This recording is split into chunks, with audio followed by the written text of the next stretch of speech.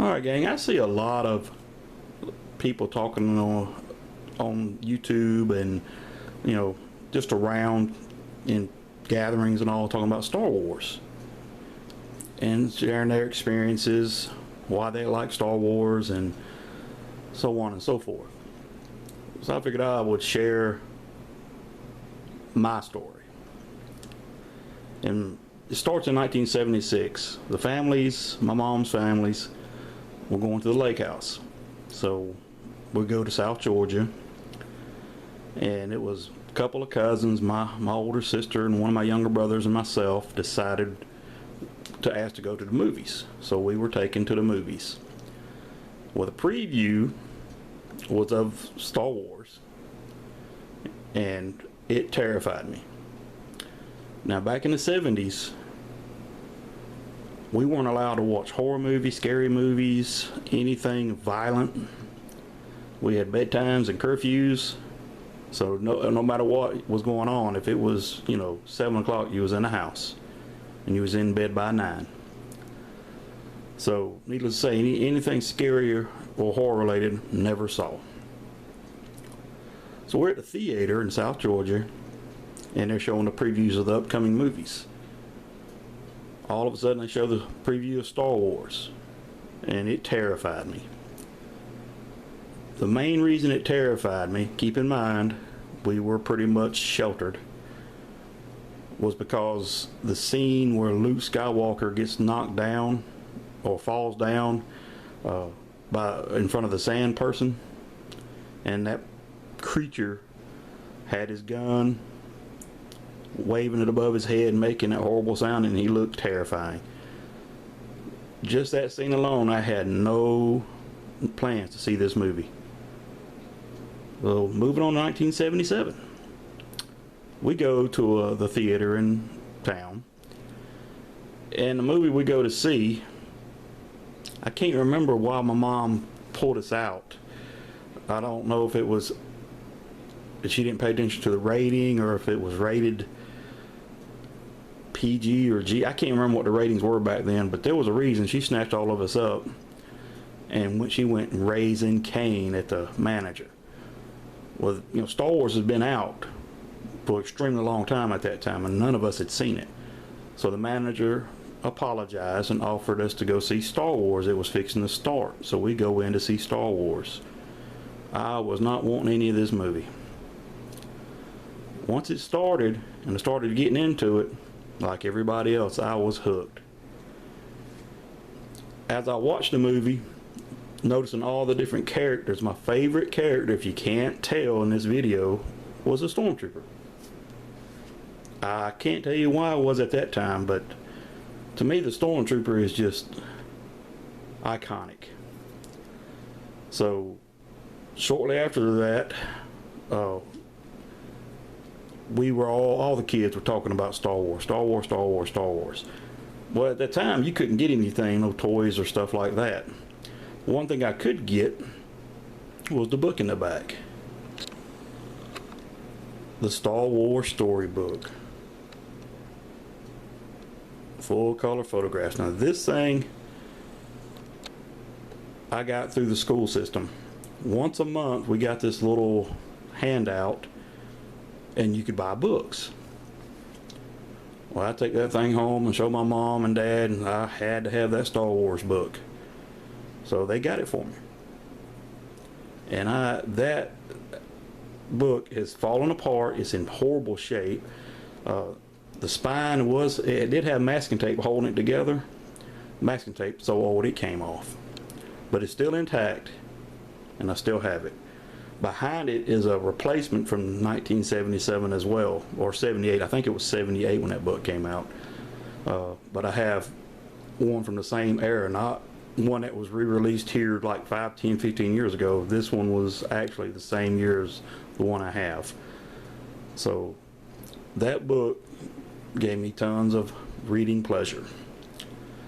Now I got a stormtrooper costume.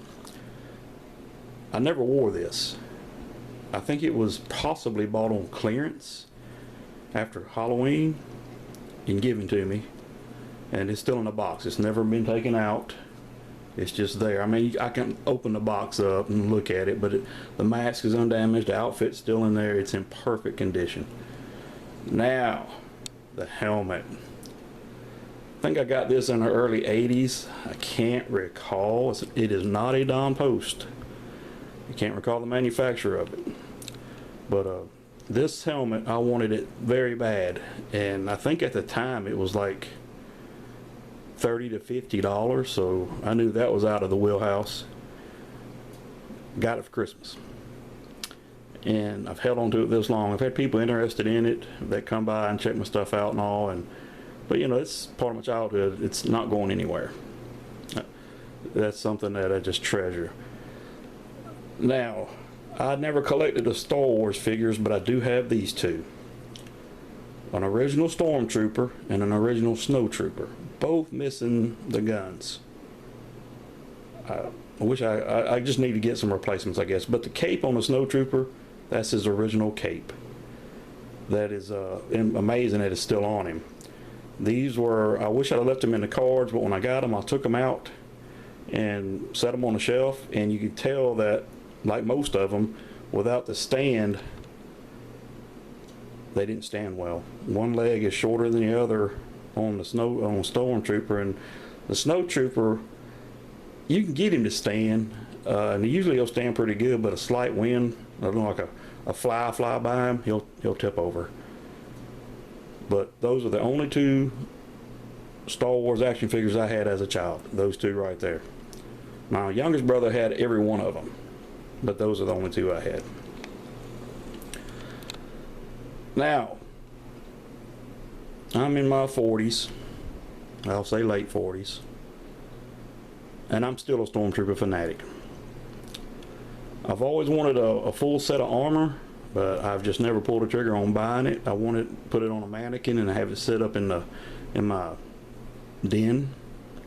That's where I have most of my Star Wars collection. And it's not a big collection, it's primarily Stormtrooper related items. Clone Troopers are okay. I'm just a Stormtrooper guy. Now, looking at the December 2015 previews of Star Wars, I'm on the fence about the redesign of the helmet, but it's kind of growing on me. I know things change, but to me, this is the Stormtrooper. Now,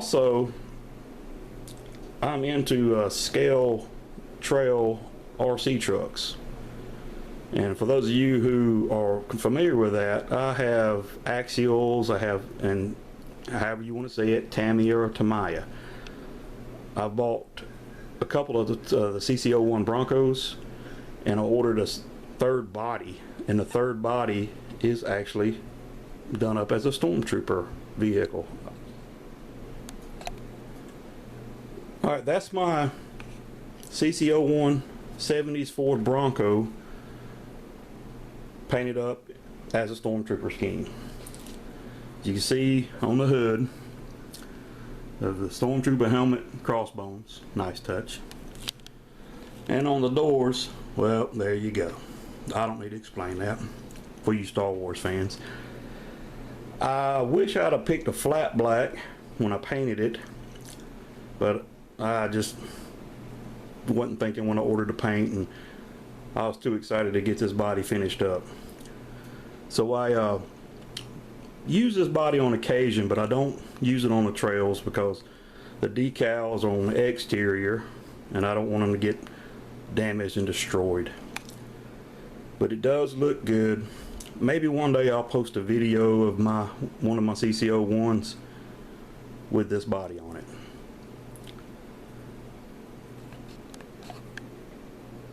Alright gang, that's pretty much my Star Wars story. Pro Stormtrooper, pro Empire, I guess, if you have to make me pick. No, I'm not a nerd, geek, or a Star Wars freak, but I am a Stormtrooper freak, and I do love Star Wars.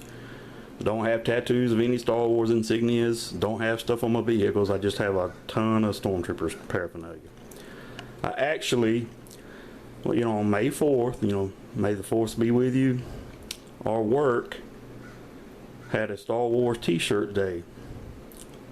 I wore can't even say it. I wore one of my Star Wars t-shirts that was pretty old, and basically it was a t-shirt with the Stormtrooper helmet and crossbones. I won the t-shirt competition. I won a Darth Vader. He's at work at my desk. Wanted the they didn't have a Stormtrooper, they had a clone trooper, but somebody else grabbed it before I got there, so I took Darth Vader. But that's it for this one. Thank you guys for checking it out. Y'all have a great day.